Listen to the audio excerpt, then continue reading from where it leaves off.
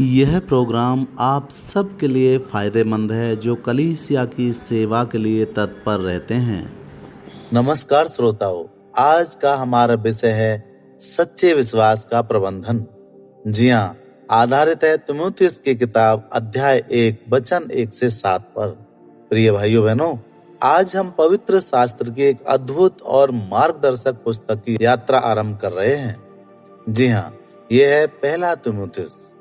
यह पत्र प्रेरित पौलुस द्वारा अपने आत्मिक पुत्र तीमुथियुस को लिखा गया था और यह हर विश्वासी, पास्टर और कलीसिया के अगुवे के लिए मार्गदर्शक है जो प्रभु की कलीसिया को सच्चाई और ईश्वरत्व और व्यवस्थित करना चाहता है। इफिसुस का शहर जहां तीमुथियुस सेवा कर रहा था, वो पूरी तरह बुत परस्ती और सुसमाचार के प्रति शत्रुता से भरा हुआ था।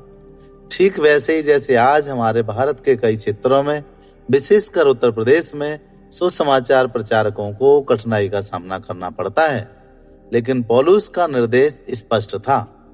वो कहता है, सत्य की रक्षा करो, झूठी शिक्षाओं का सामना करो और मसीह की महिमा के लिए एक मजबूत कलीसिया का निर्माण करो। यह आह्वान आज हम सब के लिए है। क्या आप उस बुलाहट का उत्तर देने के लिए तैयार हैं? क्या आप त्याग और समर्पण से मसीह की कलीसिया की रक्षा और सेवा करने के लिए तैयार हैं? आइए हम पौलुस के आत्मिक दृष्टिकोण को देखते हैं। वचन 1 और 2 में पौलुस यहाँ पर अपना परिचय देता और कहता है, पौलुस जो हमारे उद्धारकर्ता परमेश्वर और हमारी आशा मसीह यीशु की आज्ञा के अनुसार मसीह यीशु का प्रेरित है। जी हाँ, यहाँ वो 3 बातें स्पष्ट कहता है। पहला, परमेश्वर ही उद्धार करता है। उद्धार मनुष्यों की ओर से नहीं, परमेश्वर ही पहल करते हैं। पौलुस जो पहले मसीहों का सताव करता था, अब वो स्वयं इसका उदाहरण है। प्रेरितों के काम 9 में इसका जिक्र है। दूसरा, मसीह यीशु हमारी आशा है। यह कोई भावनात्मक कल्पना नहीं, बल्कि ठोस वास्तविकता है। जैसे पतरस को यीशु ने पुनर्स्थापित किया यूहन्ना 21 में, वैसे ही हम सबको यीशु नई आशा से भर सकते हैं। तीसरी बात, प्रेरितों की नियुक्ति।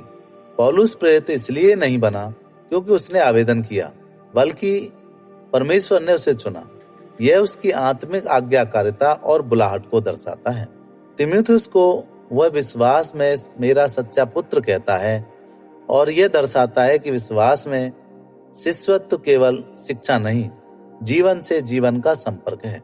साथियों, वचन 1 और 2 में 3 आत्मिक आशीषें मिलती हैं, अनुग्रह, दयालुता और शांति, और वो तीनों की बधाई देता है पौलुस तीमुथियुस को।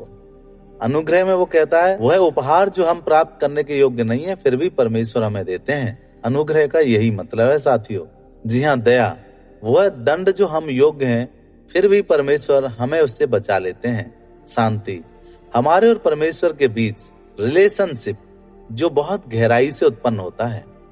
साथियों, वचन 3 से 4 में 3 मुख्य कर्तव्य पाए जाते हैं। पहला, ठहरना।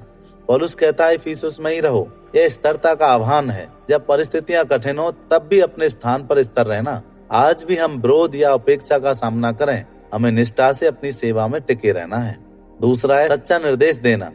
पौलुस तीमुथियुस को आदेश देता है कि वो कुछ लोगों को निर्देश दे कि वो अजीब शिक्षा न दें। वो एक सैनिक जैसा आदेश है जिसमें झूठी शिक्षाओं का दृढ़ता पूर्वक सामना करने की जरूरत है।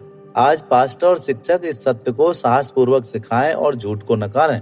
और तीसरा है मिथक वंशावलियों से दूर रहना। जी हाँ, पौलुस तीमुथियुस को मिथक और अंतहीन वंशावलियों पर ध्यान न देने की चेतावनी देता है। इसका परिणाम क्या होता है? वे विश्वास से उत्पन्न परमेश्वर की योजना को आगे बढ़ने के बजाय अटकलबाजी और विवाद को जन्म देती हैं। इसीलिए एक मिशन, जी हाँ, विश्वास से परमेश्वर का प्रबंध, ये वचन 4 में हमें मिलता है। ये शब्द है प्रबंध, और यह दर्शाता है जैसे एक गृह प्रबंधक घर की देखभाल करता है, वैसे एक सेवक या पास्टर परमेश्वर की कलीसिया का प्रबंधन करता है। लेकिन ये प्रबंधन होता कैसे है? विश्वास से। ये मानवीय शक्ति से नहीं, बल्कि मसीह में विश्वास के द्वारा होता है। आज हमें गहराई से विश्वास करना है कि मसीह की सच्चाई, सरलता और अनुग्रह ही कलीसिया को जीवित रखते हैं। वचन 5 में पौलुस कहता है, हमारी शिक्षा का उद्देश्य शुद्ध हृदय, शुद्ध विवेक और सच्चे विश्वास से उत्पन्न प्रेम है। ये शिक्षा केवल ज्ञान के लिए नहीं, बल्कि हृदय परिवर्तन और प्रेम की अभिव्यक्ति के लिए है। वचन 6 और 7 में 3 खतरे पाए जाते हैं श्रोताओं, जिनको जानना आपको अति आवश्यक है। पहला है सत्य से भटकना, दूसरा है निरर्थक चर्चाएं, और तीसरा है व्यवस्था के शिक्षक बनना चाहते हैं पर ना समझते हैं। आज हम जो सत्य यहाँ पर देना चाहते हैं वो ये है, ज्ञान के अभिमान में कुछ लोग शिक्षा देने लगते हैं पर बिना समझे। हमें सचेत रहना है कि हमारी शिक्षा प्रेम, विश्वास और विनम्रता से जड़ित हो। आज हम सबके लिए एक स्पष्ट संदेश है साथियों।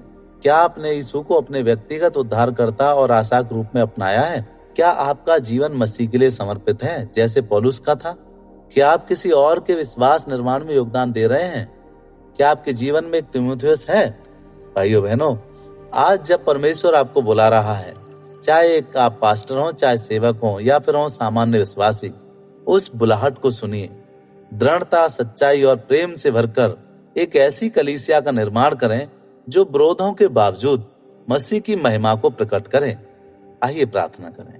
हे प्रभु, मुझे एक सच्चा सेवक बना, तेरे वचन को सच्चाई से जानूं, साहस से सिखाऊं और प्रेम से जीऊं। यीशु के नाम में आमीन।